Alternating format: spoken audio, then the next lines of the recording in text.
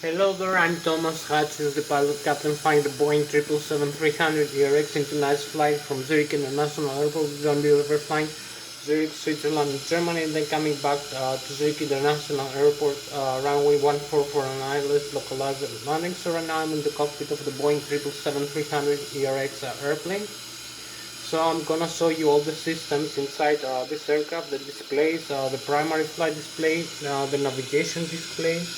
I'm gonna show you also the ACAS, the upper and the lower ACAS display that display the engines and other systems. I'm gonna show you the flight control column and yoke, the yoke of the Boeing 777-300 aircraft. I'm gonna show you the thrust levers, how to use the thrust levers to use the engines power. So also how to use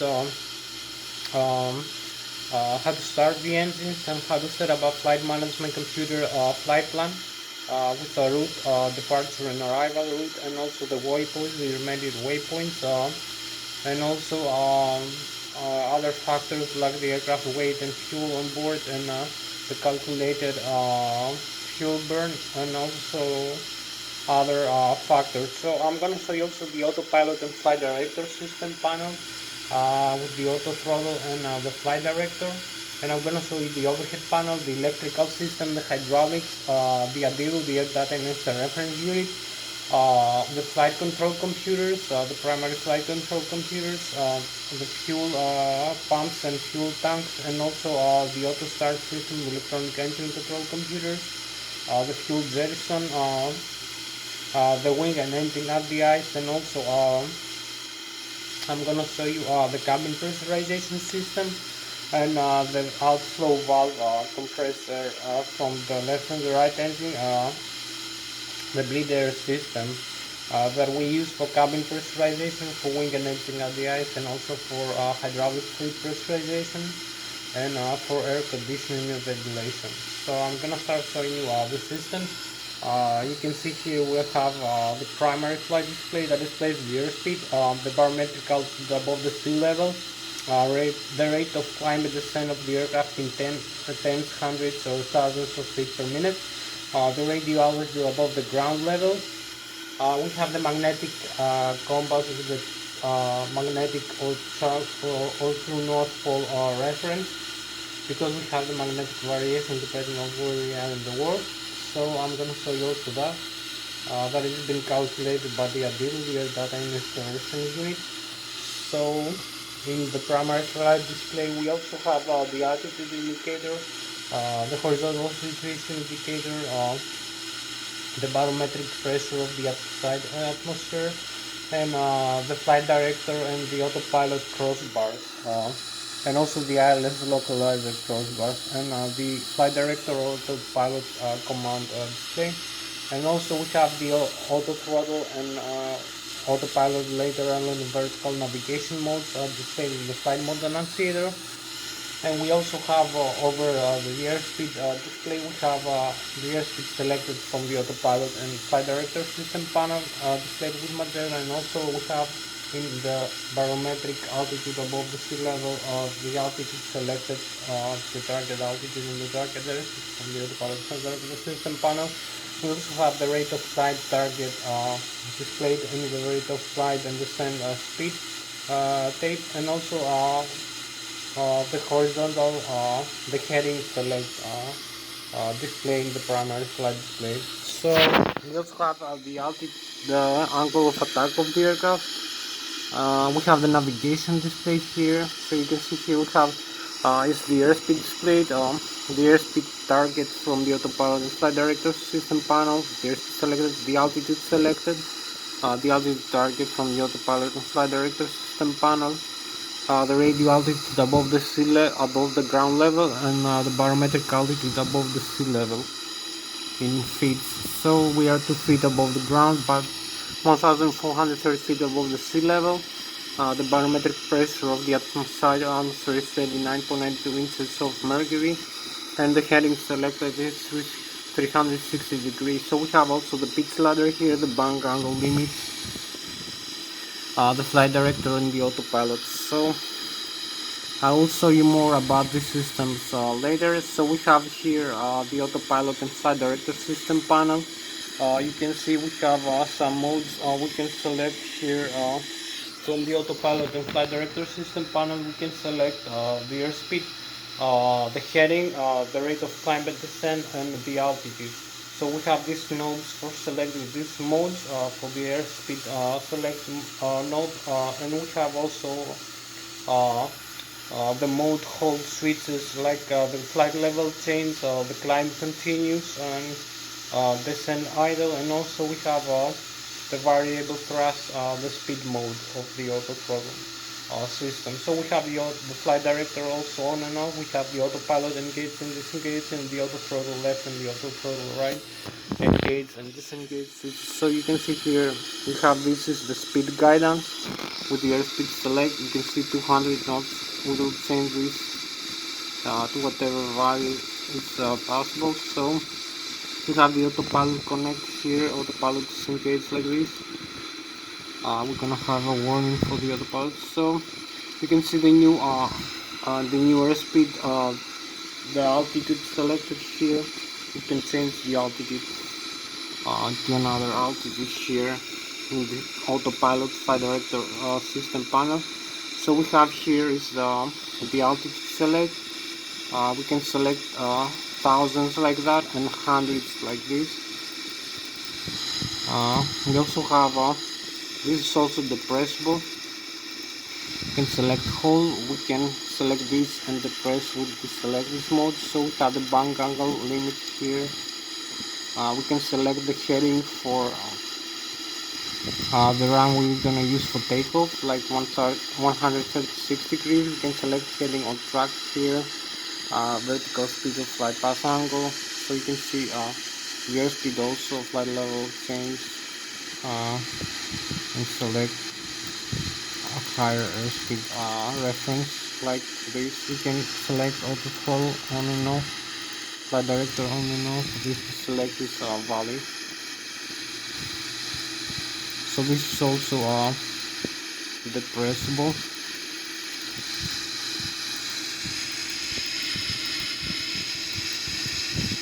So you can press this in, select something. So you can see flight level change speed, and we have the altitude here 35,300. The heading of the runway over here 136 degrees straight in the magnetic compass.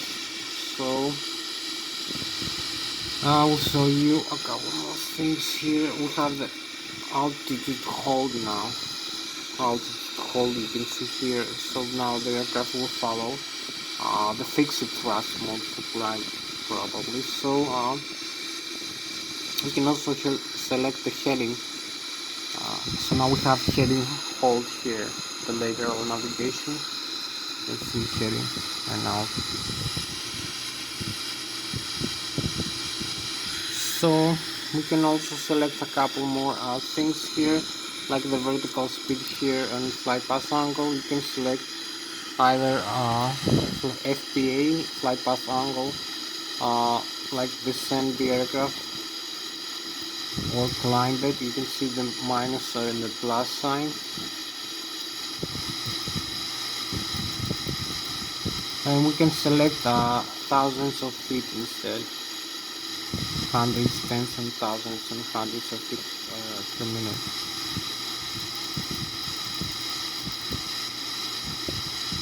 So this is minus 3 plus 3,200. You will see this value over here, this middle displayed for the plus 3,200, and we have the VS here, the vertical speed. So these are also, you can see we can engage the autopilot like this.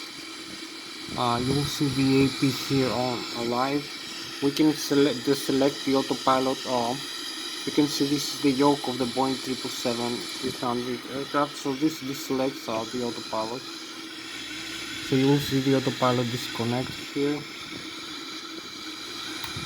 We can re-engage it, and we can use this switch over here. You will see autopilot disconnect, re-engage it, so we can disengage like this and then cancel the warning over here. So we have the flight director now. I will show you a couple more things. This is the navigation display. I told you the navigation display that displays the airports, the waypoints, the terrain radar and weather radar, and the terrain reflections with green, yellow, and red is the terrain level. Right now it's 6,100 feet maximum and 0 feet minimum, and the yellow is the median. We have the airports on the display. We have other aircraft flying around our own aircraft. We have the route. We create the flight plan, the horizontal and vertical flight path of the aircraft, the range, the magnetic and true heading, and also we have other information like the waypoints, the ABS, the board stations, and the NBBs. So also displays the wind speed direction, and also the next waypoint we have to fly to. So this is the navigation display. This tells you the primary flight display, the flight mode annunciator, the flight director here process. So you can see here the navigation display. Over here the airport. You can see here is Switzerland. This side here is France, and this is Germany over here in the north. You can see the terrain level. The terrain reflections are on aircraft position. So it also utilizes GPS reference positioning. So I'm gonna show you a couple more systems as much as I have in time for that. We have a few more minutes for this flight to go. I have to make the engine start demonstration in a couple of minutes because I don't have too much time for the explanatory this time. So we also have the thrust levers here. You can see I can use the thrust levers to increase the engine. Power this retracts the speed brakes automatically. So this is so much for the autopilot. You can see the FS electronic flight instrument system. We have the landing gear here, extended retract, the alternate gear, the auto brake for takeoff and landing. We also have this brake here, the parking brake. And we have the stabilizer trim here. We have the fuel flow into the engines, left and right engine fuel flow, and the fire extinguishers here. So we have the flap settings here. We can move this up and down like this. The flap lever. We have the stabilizer trim, the horizontal tail. You can see the nose down and nose up. So we can determine if we want to pitch up and pitch down the aircraft nose up and nose down over here, the pitch frame. So you can see also the speed brakes here. So you can see here we have the pitch frame position, nose down and nose up in degrees. This is the horizontal stabilizer position. So you can see the radio communication panel, the transponder here, the weather radar here, and the terrain radar. This is the aileron trim position and the rudder trim switch. Some other switches here. So here's the thrust lever I told you. So this increases the fuel flow into the engine. So you can see here we have a couple more buttons. We have this is the auto throttle disconnect switch here. And we have the takeoff go around switch here. We have the thrust reverse. This engages the reverse thrust from the engine. So you will see this display here, the reverse in green, and the thrust reverse has been deployed here. So you can retract them, you can redeploy them again, like this and like this, a couple of times. You can retract the thrust reverses, close the doors, and extend them again. So this makes the aircraft slow down on landing, and also reject takeoff perhaps. So we need no reverse right now.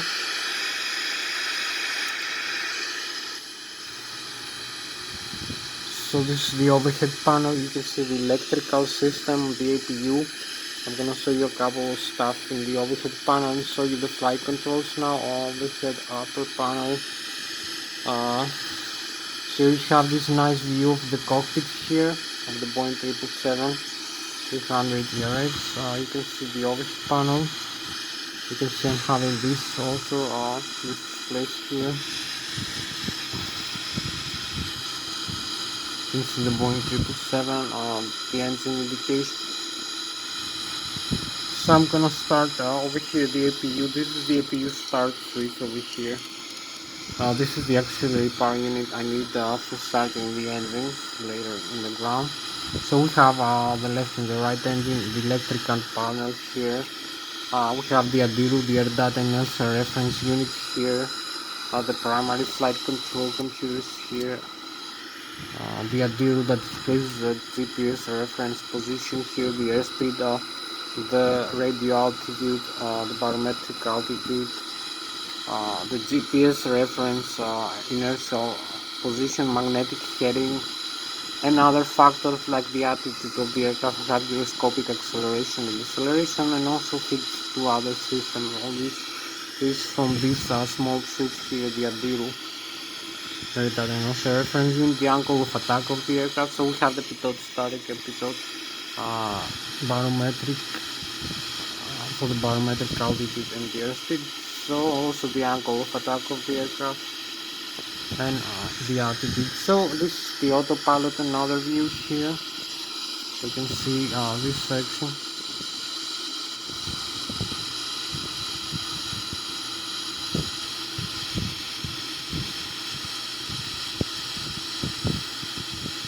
Let's see here and here. This displays here. So I will show you now how to use a couple more things here in the virtual cockpit. We have a little bit more time.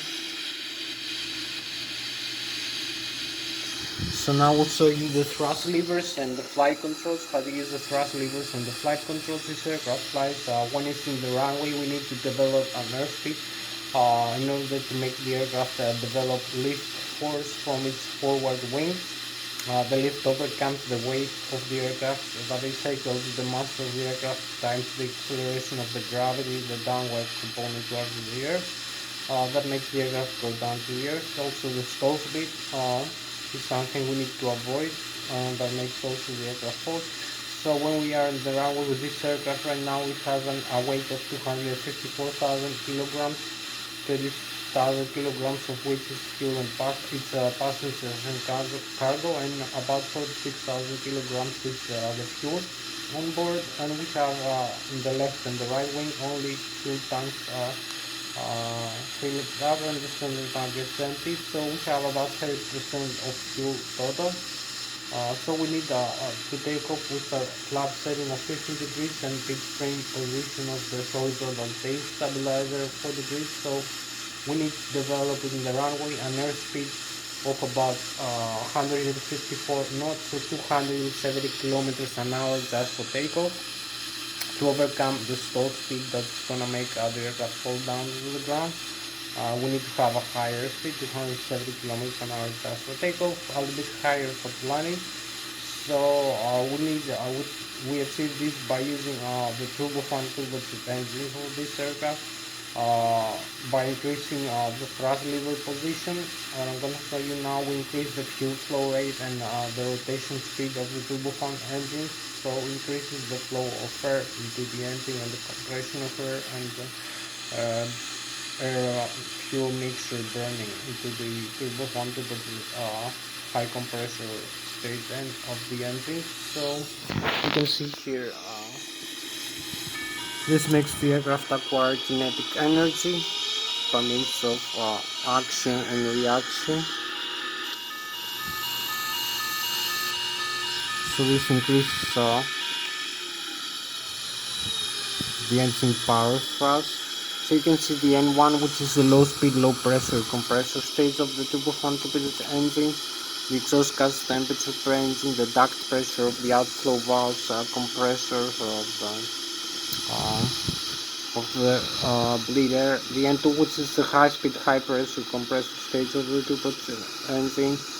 The fuel flow per turbofan turbocharged engine per hour in thousands of pounds right now. The oil pressure, the oil temperature, oil quantity, the vibration of the N2 stage of the engine. So this is all controlled by the FADEX, the full authority digital electronic control computers. One computer installed per engine, dual channel, controls all the displays that you saw, and also monitors and limits the engine function in terms of rotation speed, of exhaust gas temperature, and other factors like the fuel flow and the vibration of the engine. It also optimizes the fuel burn. As we climb higher, we consume less fuel because the air pressure and temperature is low. So and we have less oxygen also as we climb. So this makes the aircraft acquire kinetic energy by means of action and reaction using the newtons per second and third law of motion of kinematics. We can make some conclusion about this thing.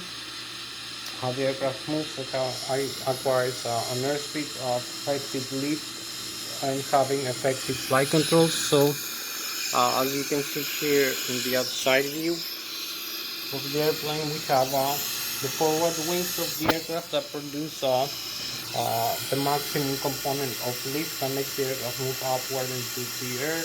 The forward thrust from the engine creates only forward propulsion by means of action and reaction, and accelerates the aircraft forward. So you can see here the forward wings create the lift component. You can see the top surface of the wings is more curved than the bottom surface. So the bottom surface, the air travels slower in the bottom surface and travels faster in the top surface of the wing because of the curvature. So there is more pressure below the wing, more air pressure below the wing, and lower air pressure above the wing. So there is creating an air suction in the top of the wing and an air pressure below the wing. So this makes the aircraft drive up into the air. If we use this also, the elevator, for gliding, for picking up the aircraft in the runway when we have 270 kilometers per hour in the runway for takeoff. So you can see the wings here. I told you one more time, the airflow, the air mass. We need the air to move backwards. Also we have the effective flight controls here component. We have the mean aerodynamic chord, 25% of the mean aerodynamic chord position, the maximum lift position, and also the maximum aerodynamic lift position, and also the maximum, and here is also the position of the center of gravity of the aircraft, pretty much forward, up, or exactly the same point, where all the axis of forces from the elevator over here, the vertical stabilizer and the ailerons and the spoilers, all the axes are concentrated and transverse through this position here, where is the center of aerodynamic pressure and also the center of gravity of the aircraft position. So the vertical tail rather creates a lever arm from the center of gravity all the way back to the tail, and also to the horizontal tail and the vertical tail, and also the ailerons of the spoilers. The lever arm is the force, it's the airflow of the air times the distance from the center of gravity times the gravity acceleration and the mass of the airflow per second. So we use more Newton's physics, second, third, and low, first, second, third law of Newton's physics in kinematics, and also aeronautical and aerospace engineering and mathematics find this component. So I will talk in another slide more conclusively about that. We don't have enough time to talk about everything right now. So I'm going back into the cockpit. I will show you now the flight controls here, how to control this aircraft using this yoke here for pitching up and pitching down. First you use the thrust from the engine. We need to have enough airspeed. So also you'll see here this display, we have it on, shows more systems. So we have the synoptics here, we have the flight controls. You can see the surface of the flight controls.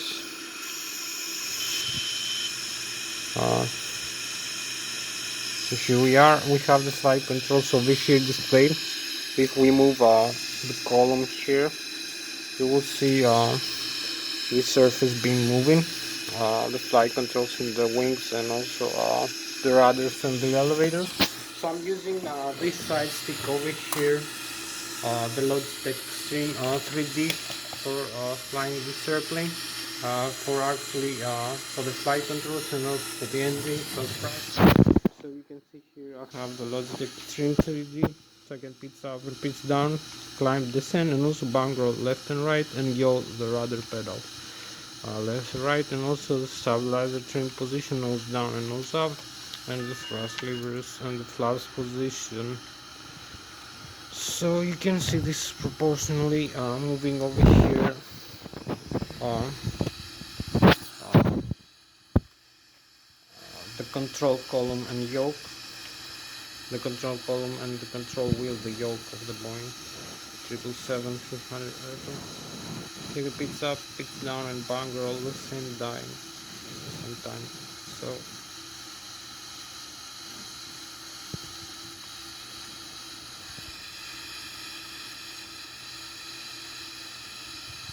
So this is how you control the aircraft in flight. You can see there is proportional between the side stick movement, also the thrust levers position here. You can see.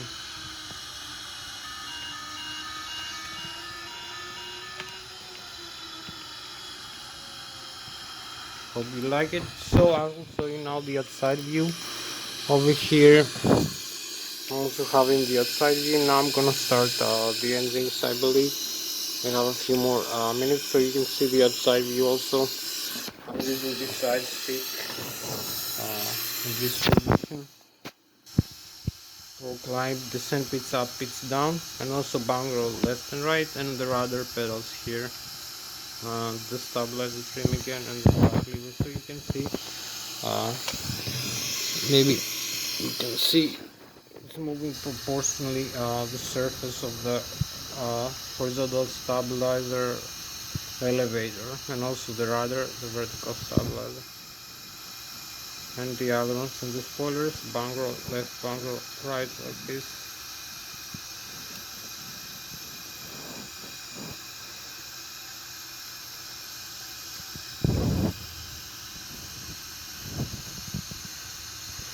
So this is so much for the flight controls lesson. I'm gonna show you now a little bit more of the systems inside the cockpit to make the engine start demonstration. So we have a few more minutes to go.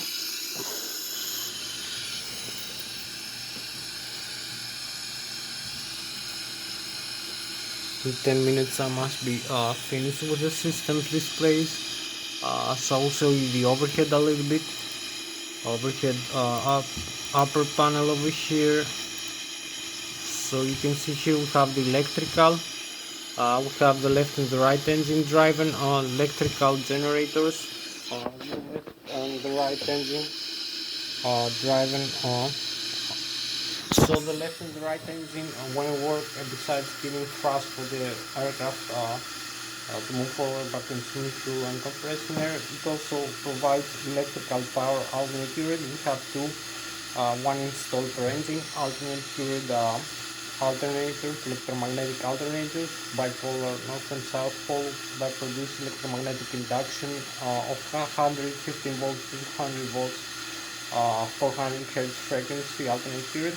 3-phase, and this can be transformed into direct current using the transformer rectifiers. We also have the batteries and the APU, each one 130,000 kilovolts or 130,000 watts of electrical alternate current power, and the battery is about 80 volts, 40 ampere hours only of electrical power. It can be converted into the alternate current using the slide converters. We also have the hydraulic fluid pumps from the left and right engine driven by the shaft also, and also we have the outflow valves for the bleed air from the left and right engine that is being used for hydraulic fluid compression and cabin pressurization, wing and engine at the ice and air conditioning. So I'm gonna show you the systems now. We use also the APU here, compressed air. We start first the APU here. We have the left and the right engines to drive You can see I can turn off the drives here. We have the warning here, the electrical generator off. So I reconnect them, back on. We have the hydraulics also, left and right engine, and the electrical backups over here. You can see we have also alternate current backups with batteries here, some other systems.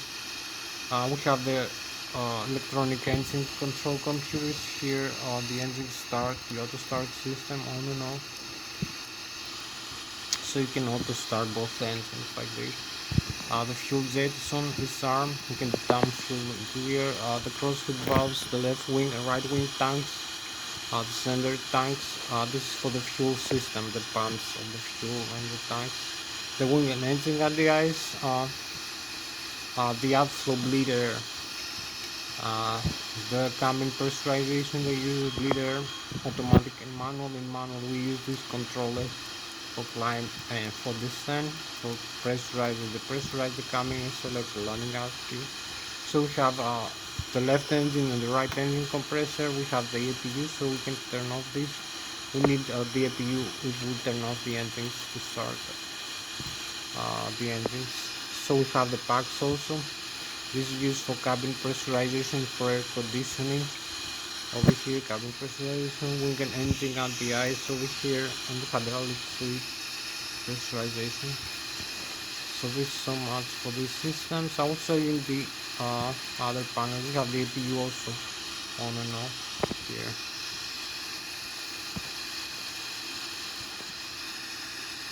I will show you now the controllers here in this display.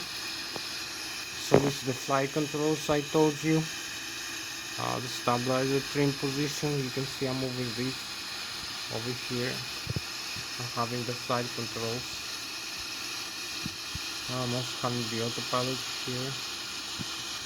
So this shows you the flight controls, the stabilizer trim. You can see the left and right wing and the engine position. The tail here, the horizontal and the vertical tail position, and the wings movement.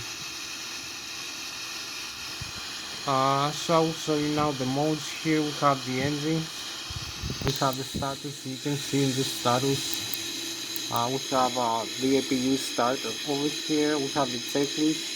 This is the normal checklist before start, for instance, or if we have a failure and what we need to do. So the checklist here is complete. For this airplane, we have the normal, we have the failure, for instance. Select, we have the communication, navigation again. We have the doors are closed and the cabin is pressurized. The landing gear here. So the doors, you can see the door are closed. The landing gear, you can see the temperature inside the brakes, and also the pressure inside the tires. Electrical left driving and the right engine driving. I will show you in the overhead panel. We have also the battery, the volts from the batteries here, and the APU battery. So you can see the green is the flow of electric, the hydraulic fluid.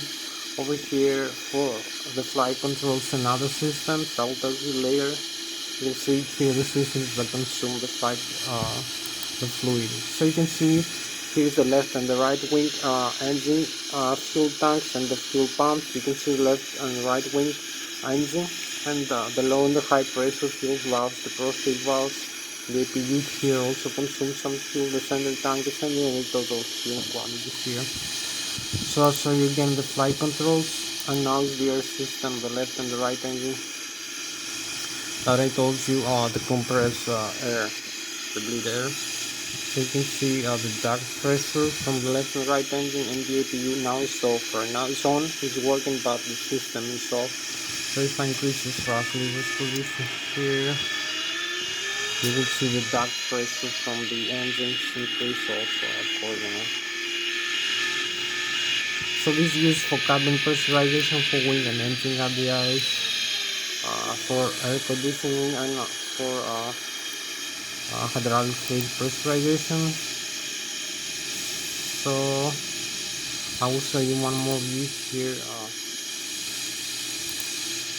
over here the upper panel. So this is the flap settings here I need for takeoff.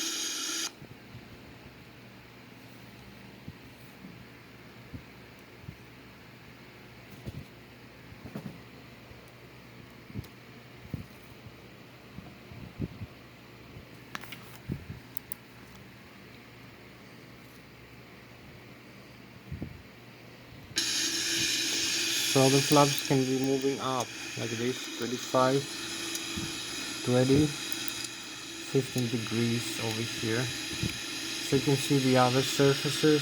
We have a few more minutes left to go for this flight. You can see the efficiency, the fuel quantity, and the flaps is going up.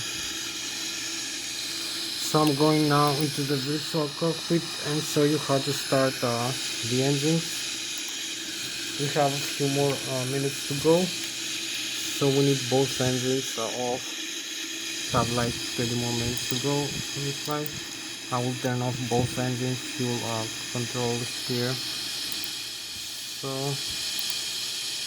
you can go into the mode, the engines, and go here in the virtual cockpit. So you will see the engines are going off. You can start either engine at a time. So both engines will go out. You have the engine start down now. The N1 is decreasing here, the gross gas temperature, and this shut down. You can see fuel flow is 0, and the N1 here. So here we have both engines are going to stop. Left and right wing turbofan. We have no spinning now. We need to start one engine at a time or both engines, no problem. If we want to save some time, we can start both like this. We'll start both engines one time. So this will admit compressor. You will see both systems, both left and right wing engines start. Both develop high temperature. Both you can see start spinning here. Take some time like this. So we have the engine start spinning. Also the other wing engine here.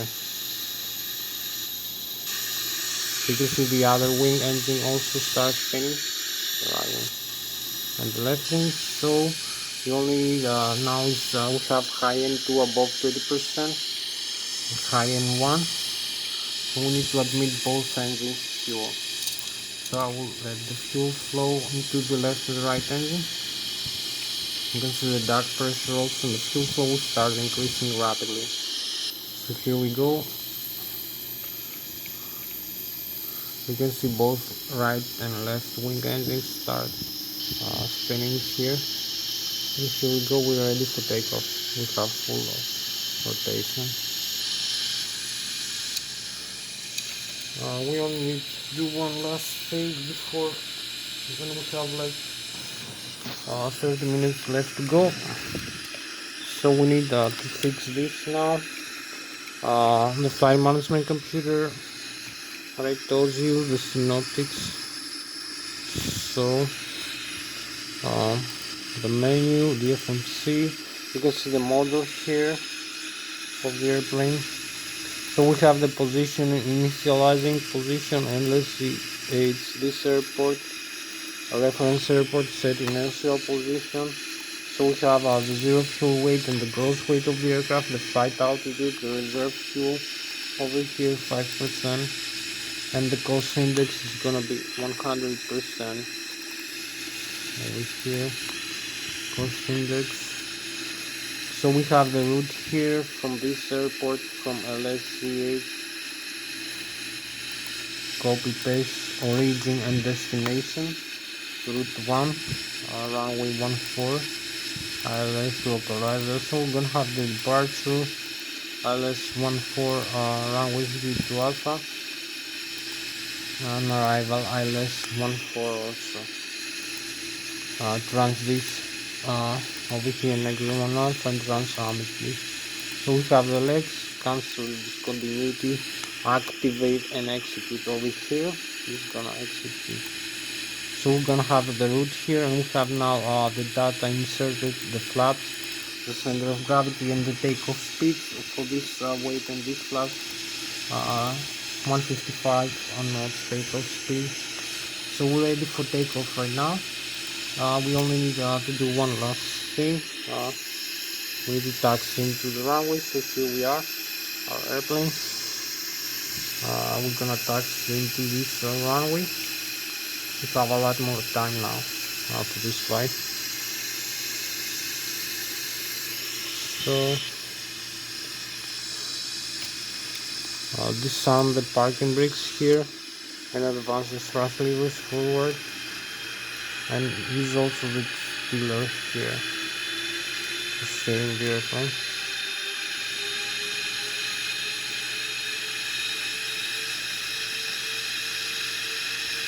So the runway here is open.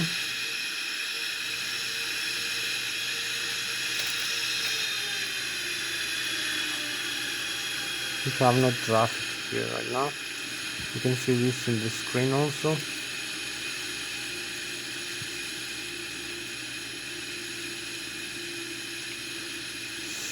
So activate the parking brakes again. We are aligned here for the runway takeoff. You can see.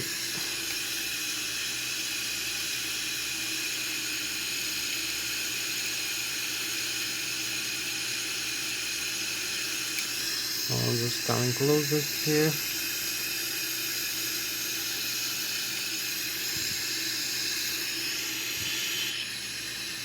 You can see the flight management primary flight display. The Lszh localizer, the speed target, the altitude target, the barometric target, velocity level, the radio altitude, and the heading. So we have here decrease this a little bit, so you will see the flight plan here being displayed, and the terrain again is closer to us. So we have the autopilot here set for takeoff. So we'll select this and this, and then increase the thrust levers position here. You will see the thrust increase rapidly over here to the takeoff limit, this green limit over here. So we can disarm the parking brake and go.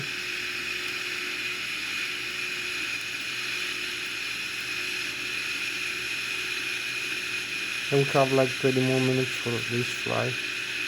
Let's use the rudder pedals now. The steering control. So 152. Here we go. We have V1, V2, and V rotate.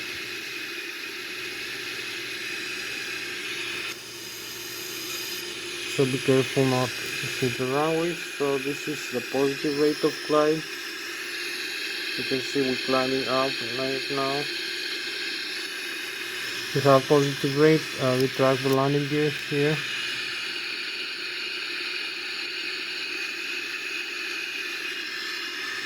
So you can see the radio altitude above the ground level is 1,600, 800 feet right now. 2,000 feet above the ground level. 3,000, 4,000 feet above the sea level. Climbing 8,000 feet. The airspeed here, the stall speed, the flat position, and the flight plan. We need to fly the terrain here as we turn, making this small turn. Also pitch down a little bit. So now you can see as we glide steeper, we approach the stall speed here for this bank angle. So this is the yellow and the red line. We need to overcome this airspeed because it's gonna stall the aircraft.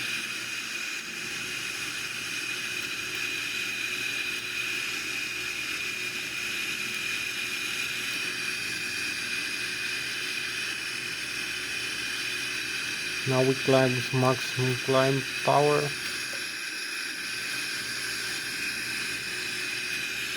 So I'm having like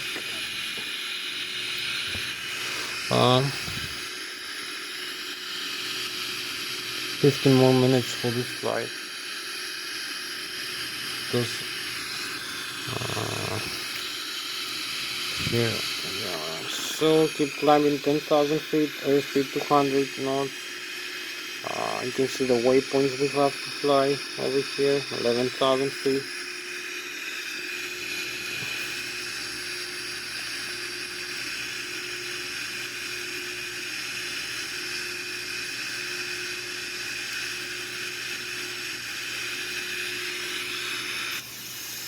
So here we are, the outside view. You can see the airport here. The streets along this beautiful view. And we're gonna have the night sky in a few minutes.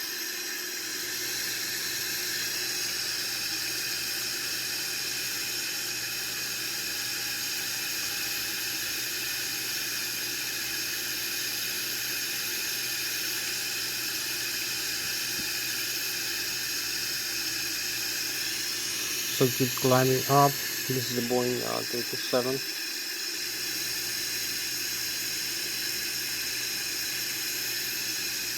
So this is our airplane for tonight. We fly with 500 kilometers an hour right now. 500 to 600, like Mach 0.45. This is about 250 meters per second. Quite enough airspeed and crossing 16,000 feet right now. So we fly with 500 kilometers an hour, or about 250 meters per second.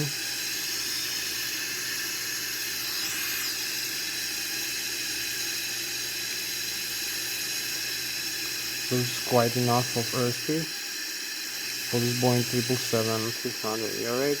We're gonna fly even faster now, flying higher.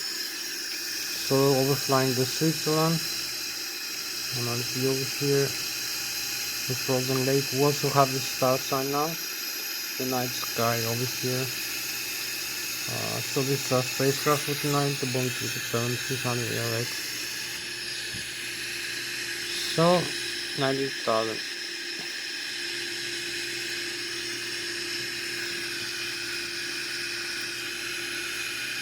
We cross this altitude of 18,000 feet. That will set the barometric setting to 289.92, the standard barometric setting. All the aircraft flying above 18,000 feet have the same here in the United States. So keep climbing up a little bit. Maybe fix this over here. The legs, we need to go directly to this one. Execute, and also fix the approach reference here for the landing.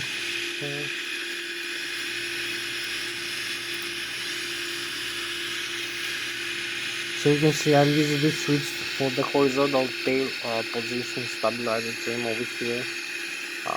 In the control wheel, I'm using this for disconnect the autopilot. Keep climbing. So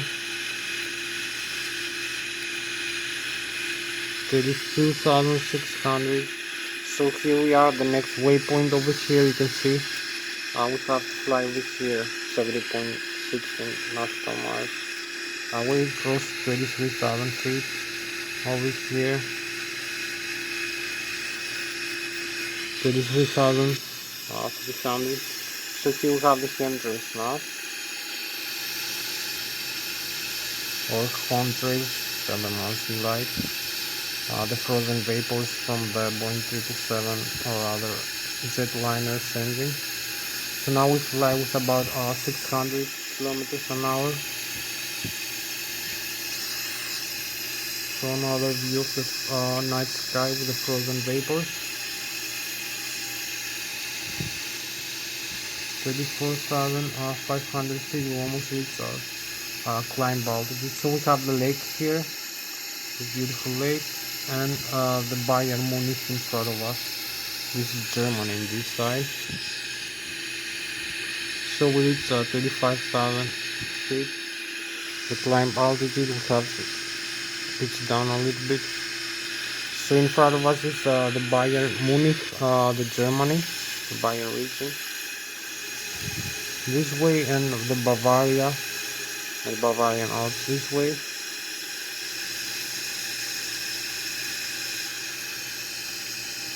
So I'm gonna start turning back into the airport now.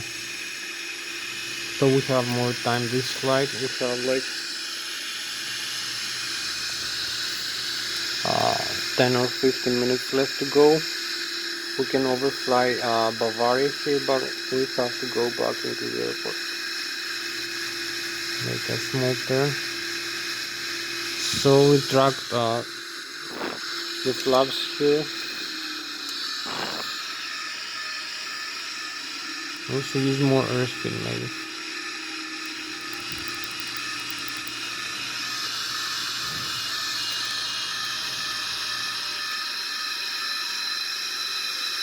So we're tracking the flaps now. So here we are 35,000 feet.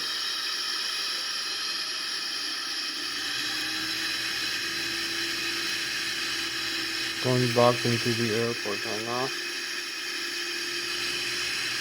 We're flying with Mach 0.7 almost 0.678. We're gonna reach the 900 kilometers an hour airspeed in a while. We are 6,000 meters above the sea level, and overfly here the Germany in this side and the Switzerland in this side, so we have the St. Gallen Lake.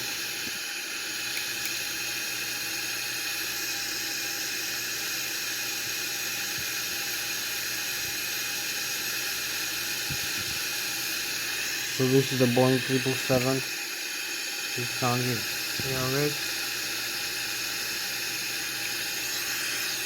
Hope you like it. Also the frozen vapors, the chemtrail.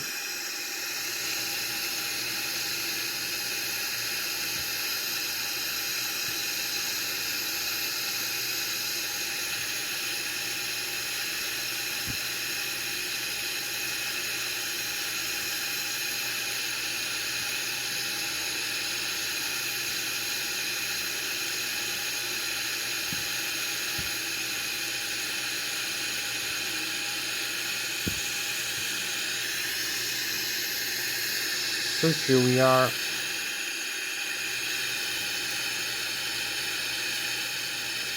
The Boeing 777-300 ARX.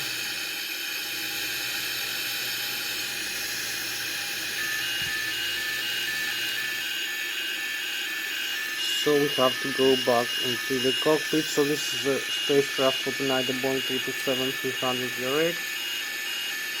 Flying with 900 kilometers an hour. Or 300 meters a second over here over the seatbelt.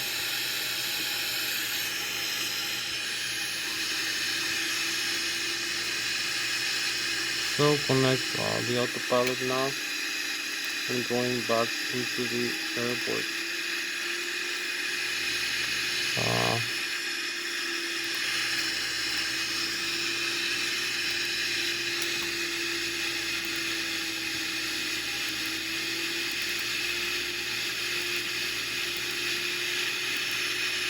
So we fly direct into this waypoint here, 33.6 nautical miles away, 38,000, 39,000 almost feet, 38,500 we reach, 38,500 feet and about 900 kilometers or 300 meters a second, quite a lot of airspeed.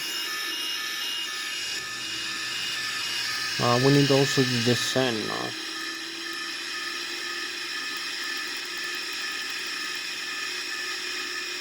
So we see the flight level change.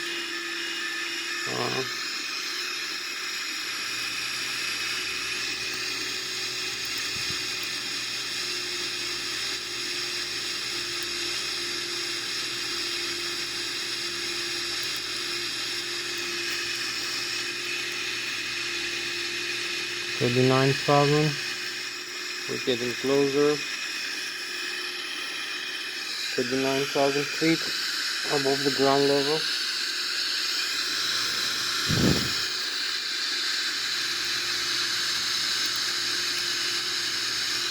So we need to slow down a little bit.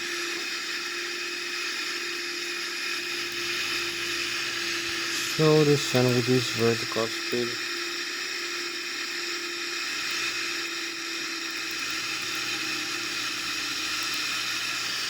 And use the speed brakes here.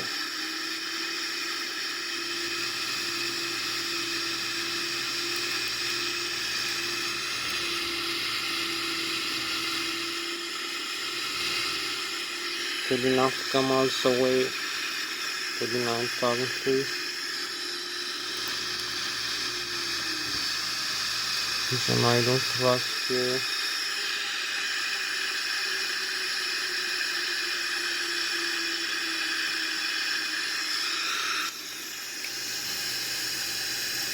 Descending from 29,000 feet, almost 9,000 meters, close to the stratosphere, flying with 900 kilometers an hour, or about 300 meters a second. I'll find the speed one.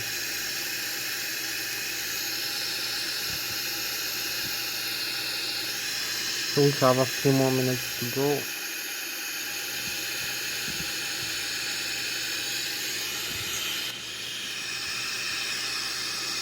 $35, $47, too closer.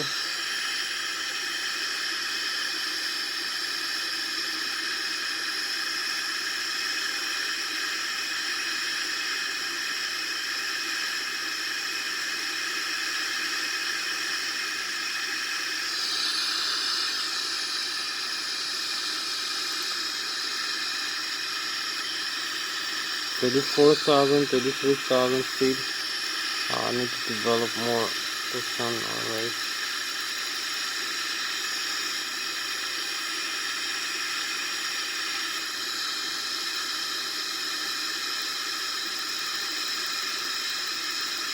More idle thrust now.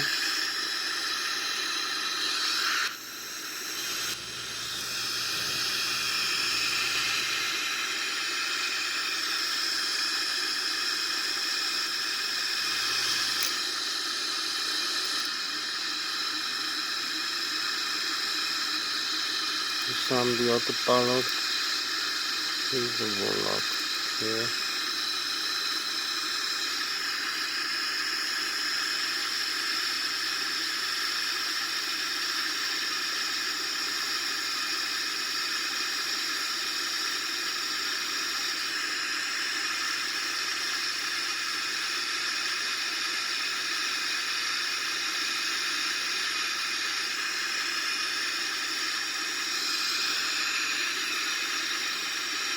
You can see we're gonna follow this way here for the runway.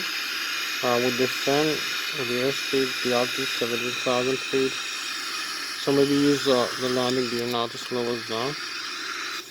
You can see where we are right now. Okay. We keep descending. We're closer into the runway.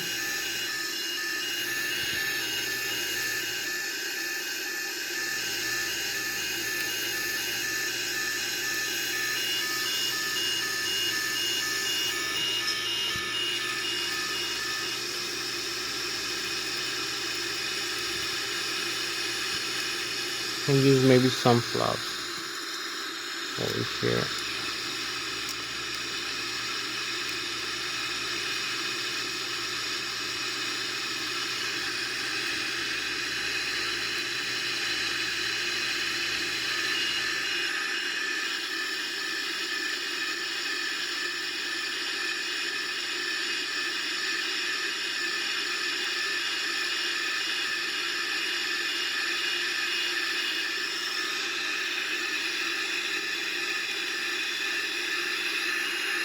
So we fly with about 600 kilometers an hour right now.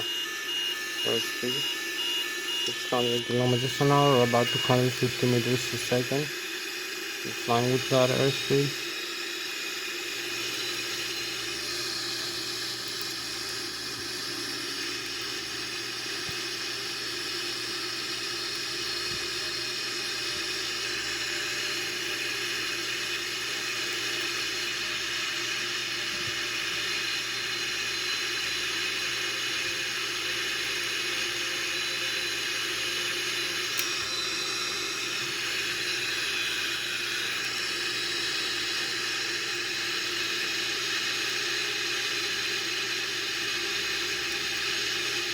$12,000 feet.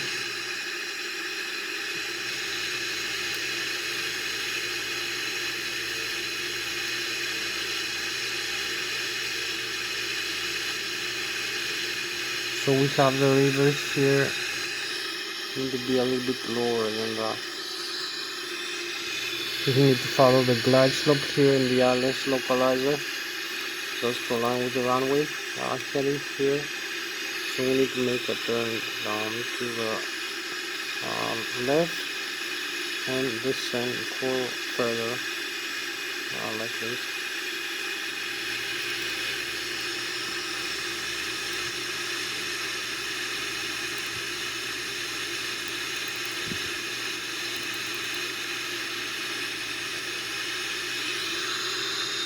We'll see use a little bit more flaps later.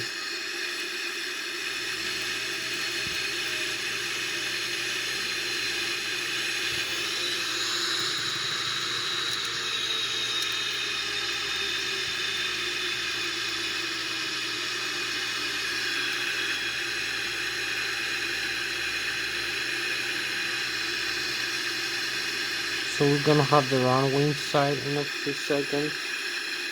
We overpriced here, as you can see. Get closer into the ground now. We need to make the turn. We are aligned now. We need to make the turn here for the runway.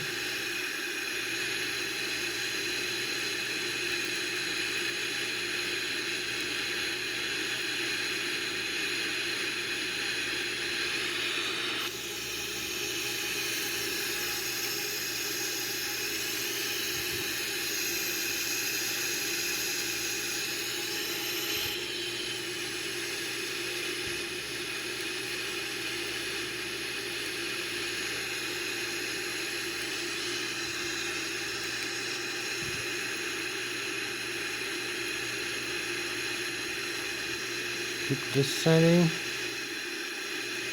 We are aligned with the runway.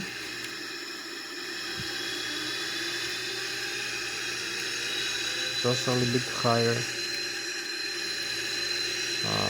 to the glide slope. So you can see the glide slope, the Lszh localizer, the runway here, a little bit more to the left we need to go. We have the airspeed, we're gonna have the radio altitude in a while. So we are 4,700 feet above the ground level. Keep descending. Align here with the runway. So here we are. So now we have the full localizer with the radio altitude now. We are 2,100 feet above the ground level, descend with 3,000 feet per minute above the glide slope. With 360 kilometers an hour right now, 109 knots. So we're gonna slow down a little bit further. We have the full flaps down. We have the airspeed here. The thrust from the engines.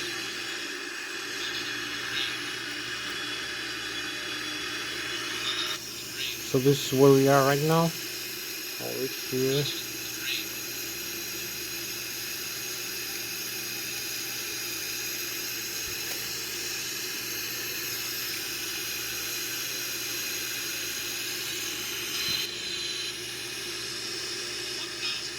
So here we are. 1,000 feet. Our Lszh localizer. Monolith flying. We are into the glide slope here right now. 800 feet above the ground level.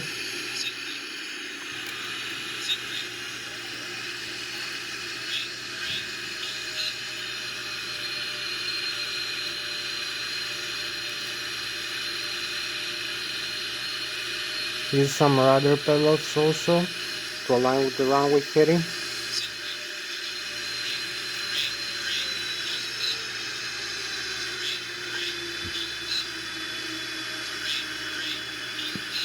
Align with the rudder pedals.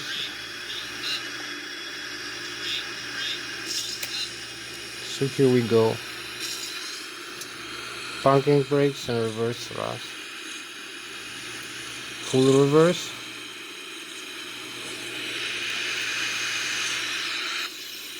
It just landed. Runway 14.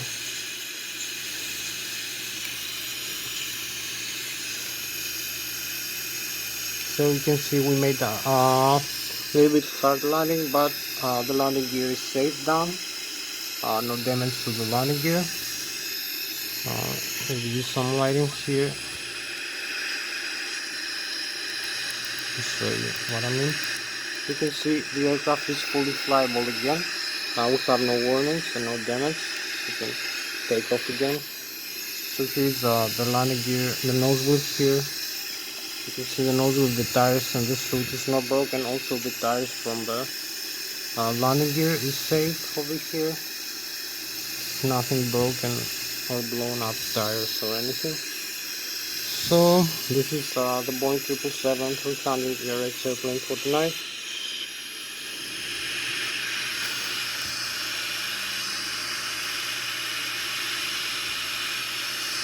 You can see the throttle reverses here, and we have full control here. So that was Thomas Hatsios, the pilot captain flying the Boeing 777-300 ERX of the PMDG simulation in Microsoft Flight Simulator X night flight from Zurich International Airport of Heinz, Switzerland and Germany, coming back to Zurich. So thank you very much for watching us. See you next time. Bye bye. Bye. Bye.